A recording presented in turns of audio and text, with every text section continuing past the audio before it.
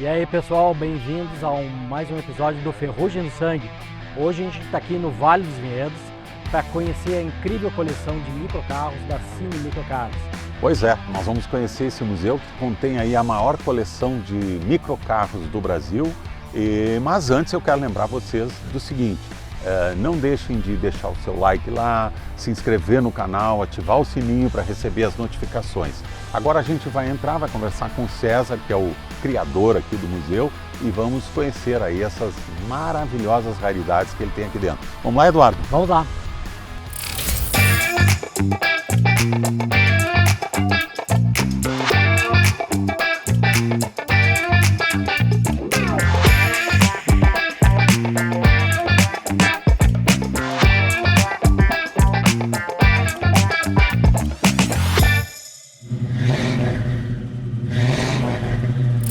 E aí, César, tudo bem?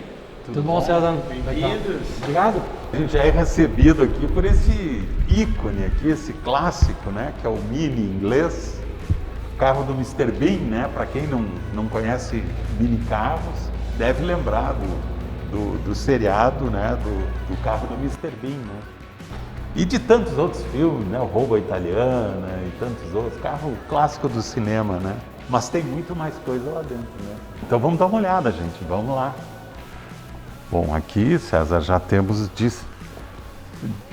chegada aqui na recepção um clássico dos clássicos dos microcarros, né?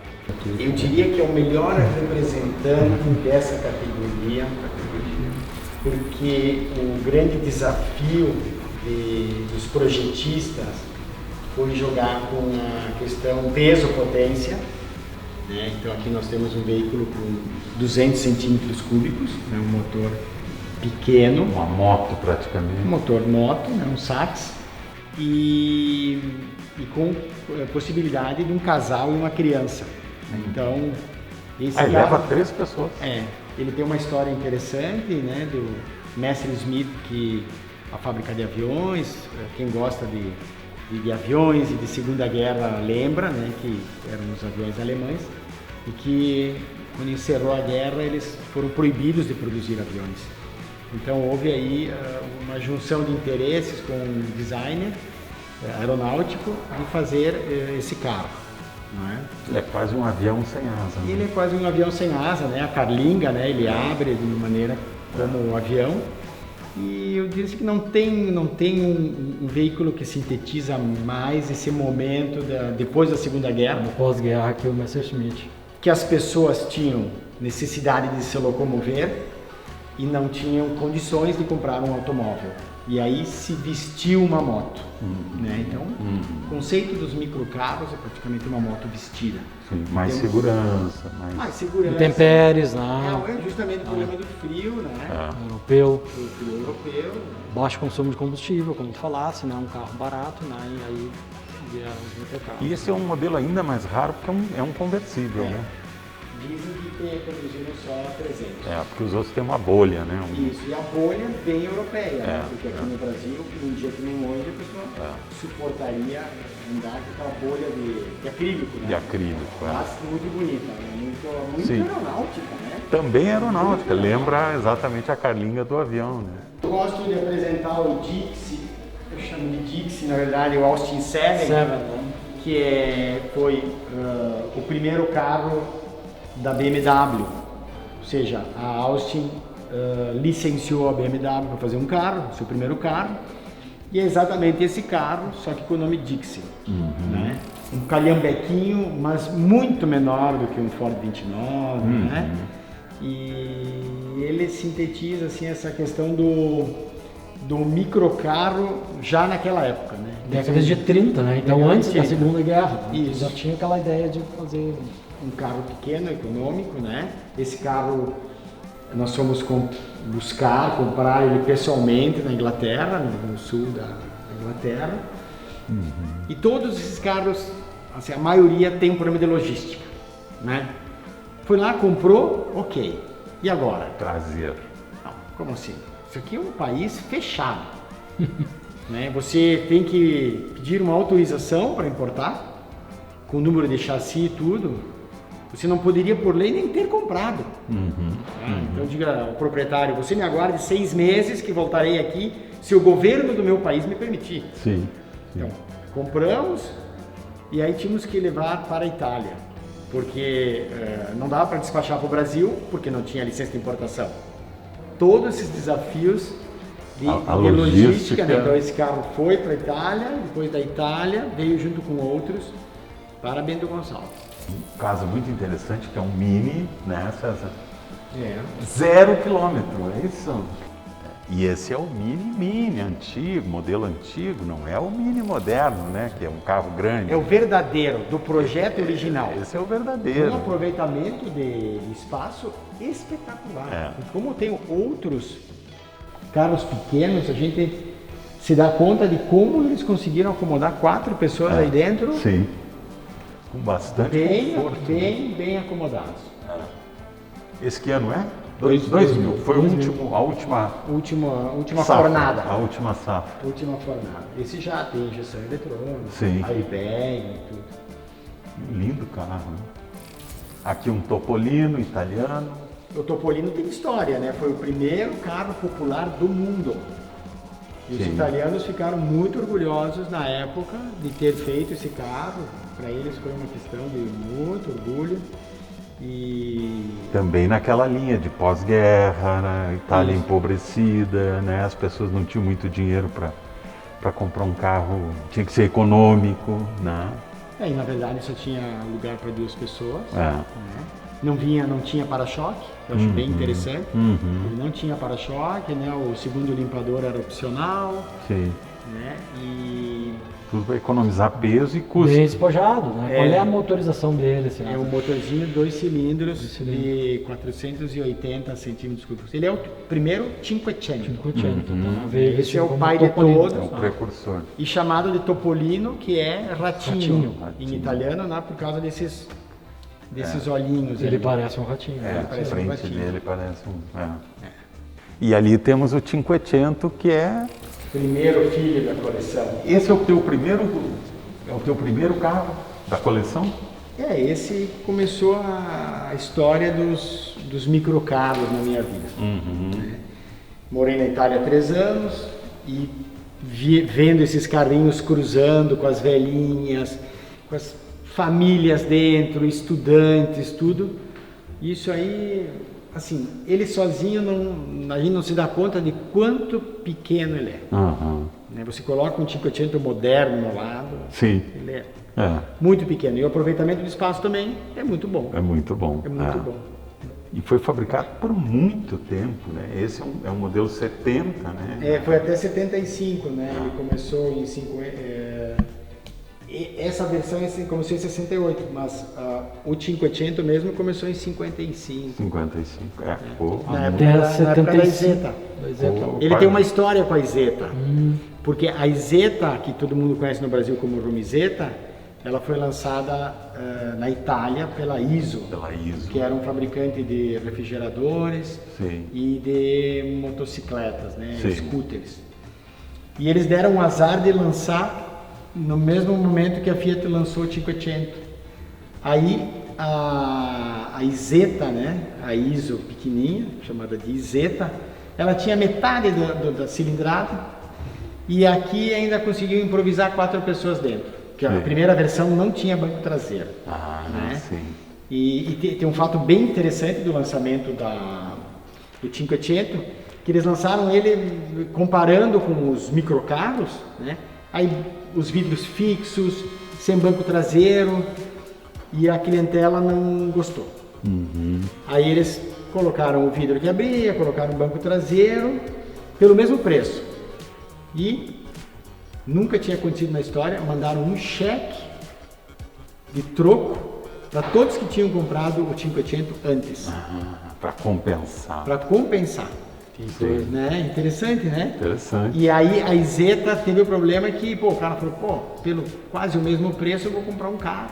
Claro, né? Esse já era um carro mais... E a Isetta ali, aí fabricaram só 3.000 na Itália, sim. até a licença ser vendida para os alemães. Aí a BMW, BMW pegou, a Rome veio para o Brasil, para a Rome. Brasil. A Rome também teve os problemas no Brasil, né? Sim. Porque não aceitaram, não Como deram sendo os carro. incentivos, não deram os incentivos que deram para o Fusca, para outros, porque não consideraram não considerava um carro, né? Tanto que ele não... Até hoje, essa controvérsia, ele foi o primeiro carro, foi a V Maguete, né? Então, esse é o primeiro Subaru da história da Subaru, né? Que ela não se chamava nem Subaru como fábrica, e é de 1970, e é um carrinho muito sui generis, assim, muito... Ele tem uma identidade própria mesmo, Sim. né?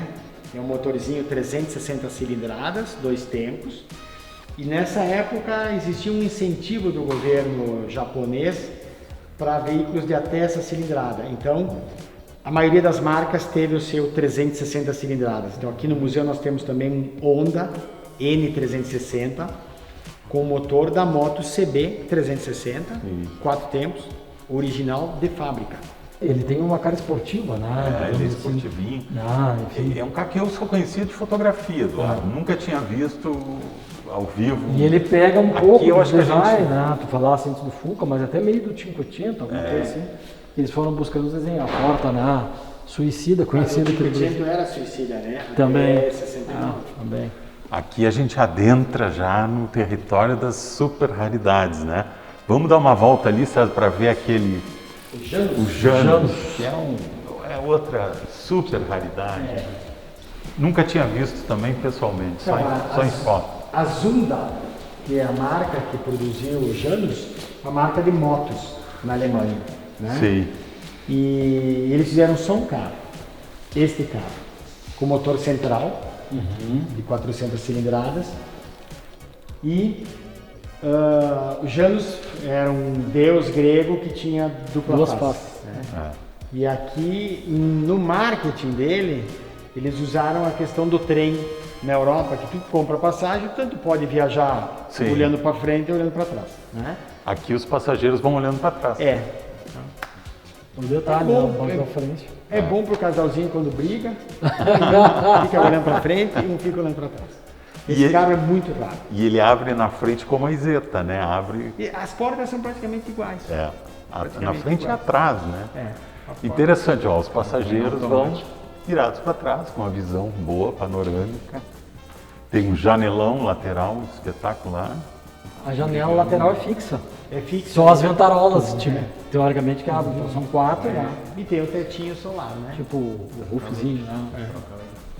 Só que esse, quando abre a porta, a coluna da direção É fixa? Não fixa. acompanha. Ela não Essa é fixa, ao acompanha. contrário das isetas, que era Na isenta móvel, né? acompanha. Essa é fixa.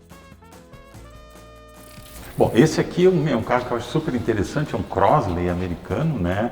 Porque os americanos gostam de carro grande, né? A gente vê os carros americanos são todos enormes, principalmente dessa época. E esse é um carro pequeno, né? Um carro americano tão pequeno é uma coisa rara, né? Era uma fábrica de rádios, televisores e refrigeradores. E que decidiu fazer automóveis. Então fez automóveis de pequeno porte. Tinha uma mecânica interessante, participavam de corridas, né? E esse carro ele foi modificado esteticamente pelo colecionador que foi o proprietário anterior. Sim. Então ele é uma peça única, bem mais bonita do que como ele nasceu. Do que o modelo original. Né? Eu diria que é o único representante americano aqui na coleção. Né? Até porque os americanos não têm a tradição Não tem. De carro desse tamanho, não. de Não. carro desse tamanho.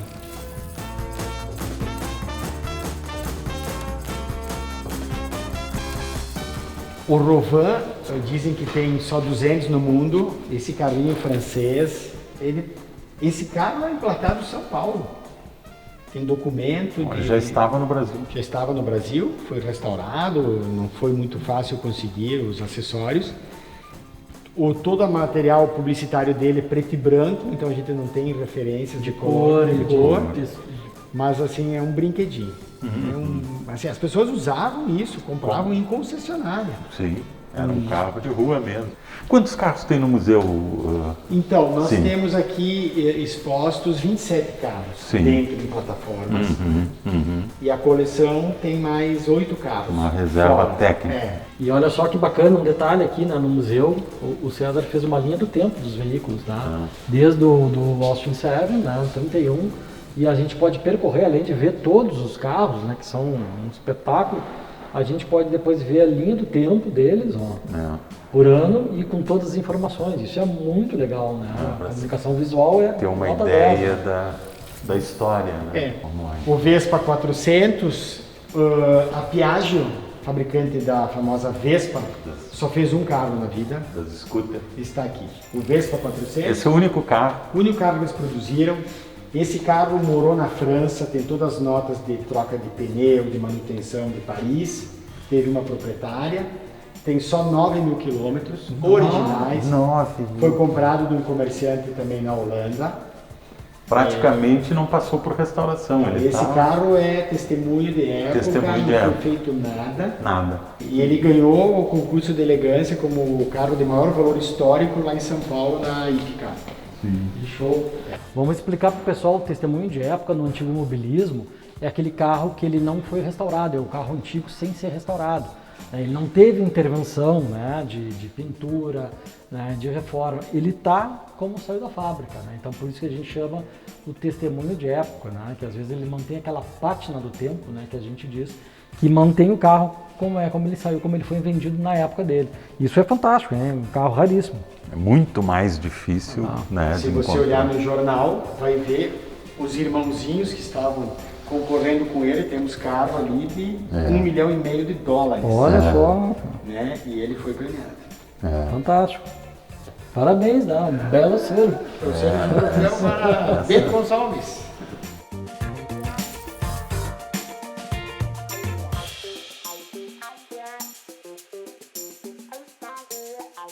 Esse é o mascote, né? Esse foi É um triciclo, três é. rodas.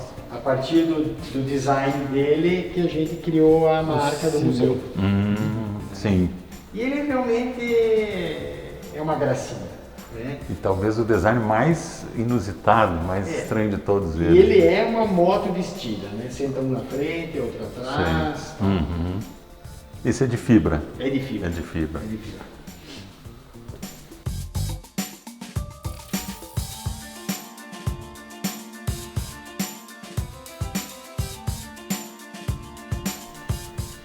E aqui nós chegamos na famosa Isetta, né? De que nós já A falamos. famosa Isetta que nós comentamos.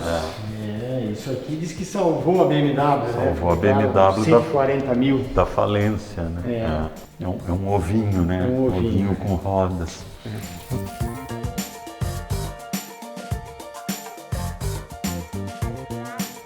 O Enkel, ele é um carro que nasceu de uma inspiração da Isetta com o Messerschmitt. Ele tem a traseirinha um pouco do Messerschmitt, Sim. onde um engenheiro aeronáutico também, decidiu fazer um veículo mais leve do que a Isetta, mais panorâmico e mais espaçoso.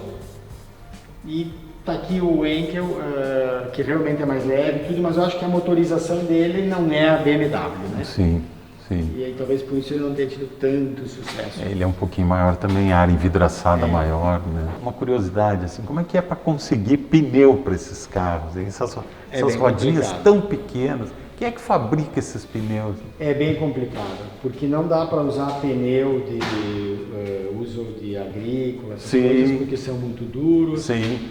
são, não suportam o peso, né? E eu vi que todos eles estão com os pneus novos, né? Esse é um desafio. Existem comerciantes, né, Sim. mundo afora, que tem o problema que a legislação brasileira Dificulta a importação. dificulta, porque tem que ter uma certificação do Inmetro, né? Então, pneu é um tema dos mais complicados. Sim, eu imagino, do colecionismo, né? pelo tamanho das rodas, né? Eu imagino o que é isso aqui. Nós Quantas temos polegadas? 10 polegadas, 10 polegadas. 8. É.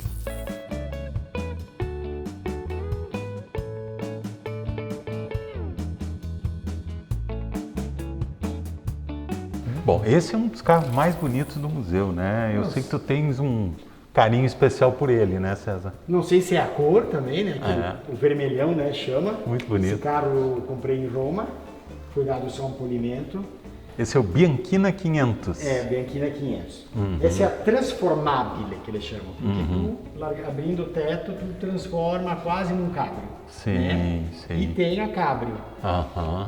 A história desse carro, na época, a Pirelli, a Fiat e a Bianchi Bicicletas se juntaram e criaram a Auto Bianchi, que a Bianchi fabricava bicicletas, famosa.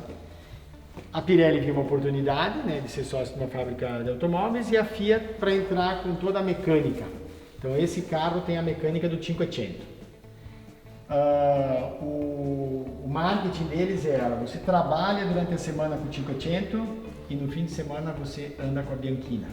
Então todas as Bianchinas são bicolor, as cores lindas, né? Então ou transformável ou conversível. Né?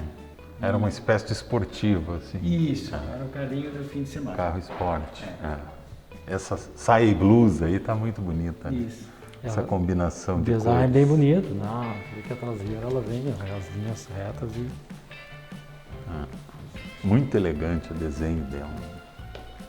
Agora me diz uma coisa, César, o pessoal vem aqui, vê esses carros todos, não fica com vontade de dar uma volta num carro desse, de andar num carro desse? Com certeza. Primeiro eles querem entrar. Sim. E a gente não pode permitir por causa da delicadeza, né? E então decidimos a gente disponibilizar um passeio com o motorista nosso, Sim. com o Mini Innocenti, 1968, um passeio de 20 quilômetros que vai do museu até Montebello e volta, por um casal e uma criança, que é o que a gente entende que comporta no carro com o motorista.